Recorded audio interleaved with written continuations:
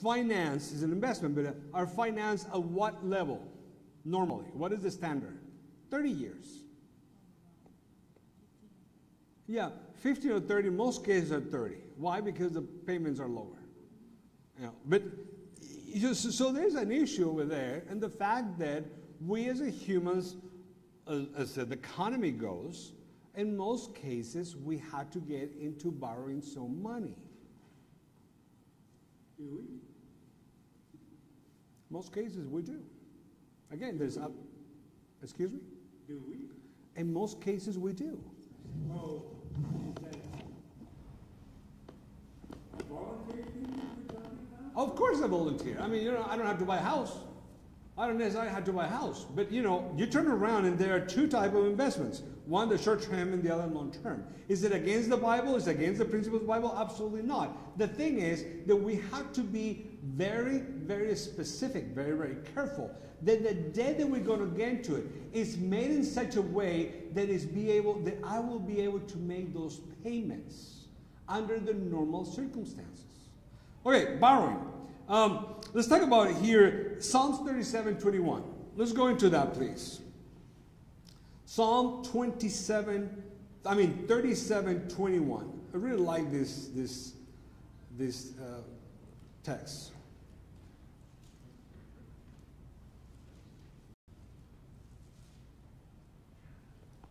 Psalm 37:21. And Nancy, would you mind reading it? The wicked borrow and do not repay, but the righteous give generously. Okay, so the wicked borrow and what? Never what? Okay, so here's the deal. Let's say that I buy a house. This house cost, I don't know, let's come up with a number. $1.3 million. Okay? My monthly payments are, I don't know. I'm just coming up with numbers, so don't hold me to that. $7,000. Okay? When I'm making my financial numbers, I really can't afford it. Or perhaps I can afford it in such a way, but if my car has a flat tire, I may not have the money to be able to pay for the flat tire. So now we got into this problem with Psalms 37:21. We basically have been irresponsible with our funds in order for us to have a budget enough to be able for the house that we're buying. And that's one thing that we have to be very careful in how, one, we borrow money and the reasons why we buy the money and whether we can afford what we are trying to buy, and the other way is the way that we are spending the money. We're going to be talking a little more about both. Indeed, spending and borrowing money allows many of us live in ways that we can't afford. What? Ways that we can afford. Really? Do we need a $1.8 million house? Yeah, it would be nice. I mean, it's looking, say Malibu, is looking the ocean, have a killer view. I just go downstairs and walk in the beach. Yeah, for Malibu, $1.8 million, probably one bedroom, one bathroom. But I live in Malibu. I live in Malibu. So what is the reason of the need of borrowing for that? You know, if I bought a house like that, I would feel very guilty when I think of the many people who don't have a house. I mean, we need to choose a house that meets our needs and one in which we can invite people to fellowship with us, but we certainly don't need to have a luxurious house. And my husband and I found out as we get older, we need less of a house. So we're going down rather than going up to something more expensive. But, when you borrow money, in a sense, those people own you. I mean, there's no debtor's prison here in the United States, but in a sense, they own you. And to live as much as you can without getting into debt. We've had the policy of, we do use credit cards, but every month we pay it completely off. And I remember one time we forgot it or something, and we had to pay 3 interest, and my husband was quite upset about that. $3 extra. Yeah. But So you're absolutely right. The issue is that not everybody think in the way that you do. Kim, you wanted to say something. Well, in defense of young people, as opposed to people who are older, and my house was very inexpensive compared to today in ratio to our income.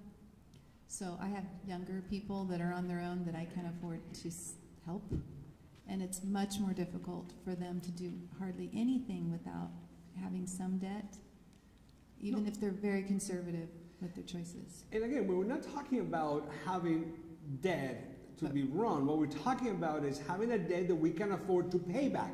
Psalms 37 said, 37:21, it said, hey, when you make plans, when you're going to borrow money, be sure that you have enough to pay for it. It says that the wicked borrow money, don't pay for it. So when we cannot afford what we're buying, then we are being a wicked.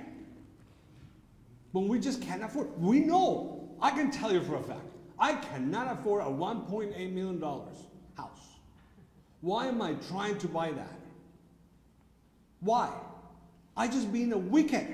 I know I'm borrowing money, and I just happen to have a wonderful credit. So I know I don't have the money, I have a wonderful credit, they give me the loan, and I just can make payments to it. That's what the problem is with borrowing. Well, part of the problem that is with borrowing. No, I would say in a situation like that, you're being foolish, not necessarily wicked. I mean, if you understand, and I'm sure most of you don't, you never own the home. If you were looked over your deed of trust, you would see that you are a renter of that home, even if you own it. Because the state can come and take that home any time. You miss one property tax payment. That could be the one thing that causes the state to come and take your property from you. And what most people don't understand in this country is that the Bank Act of 1933 made everything subject to state ownership. We live in a fascist country. well, but what I'm talking about, what the lesson is talking about, is directly about borrowing, about the fact of borrowing. And I just put the example of the house. I understand what you're talking about. You're talking about borrowing nothing. That's fine, Dave. Let's move on, because we can argue. I can argue the rest of the next 6 hours. Notice what it says. Borrowing can be a curse. And why can be a curse? Yes, Anne. We need to think of our motivations. So many people now, starting out in life, want to start where their parents ended up. They don't want to start at the bottom and work up. It's a matter of pride. They want to have everything that their parents achieved, but they want it right now.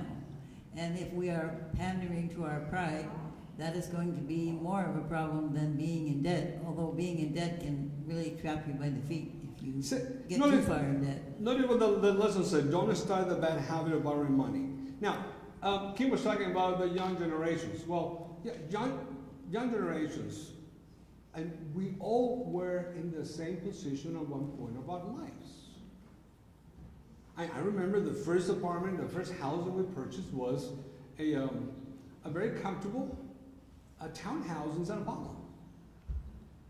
And we had the luxury to have only one neighbor side, because we were the corner one. Every time my neighbor decided to snore, we could hear him. And we had one neighbor, because the house next door to ours was the guy who owned it just rented, and we had one neighbor that, oh my goodness, those days I couldn't sleep through anything but called neighbor was like, I was awake all night long. Why? Because our neighbor as well, but we had our own apartment in those days. But don't get into the habit to borrowing money if I already have. Pay it back as soon as possible. Now we're going to be talking a little bit more about that. Again, there are some situations in which we need to borrow, and we want to reestablish this. There's nothing in the Bible teachings that says that borrowing is a sin. That says that borrowing is an issue that we could not get. What it says is, if you're going to borrow money, be sure you have the funds enough to pay for it. That's what it says. Now, again, but it must be done cautiously, with intentions of paying everything back as soon as we can. I don't think that most of us borrow money with having the intention to pay for it. Really. The issue that I want to put in front of you is the fact that sometimes we borrow the money knowingly that we do not have the money to pay for it tomorrow or the day after tomorrow or in 3 years. Here, I'll give you an example. Hey, I want to buy this, whatever it is. I pull out my credit card and put them in because, in about a month and a half, I'm going to have a salary increase of 3%, which represents, I don't know, $150 a month. So what I'm buying right now with $350, in the next 2 months after I get my increase, I'll pay for it. But the increase didn't come at 3%. For whatever reason, the company is only doing 1%. And now what? Now you're paying interest over that money that you borrow for something that you may not need at that time. Now the other issue, which we're going to discuss this as well, is what about the future? And how can we prevent for these issues that happen? And we'll talk a little bit more about this. Now, this question is very important. What spiritual danger are there for a person who gets too caught in debt? What spiritual danger are there for a person who gets too caught up in debt? I knew I was missing something in that question. Yes?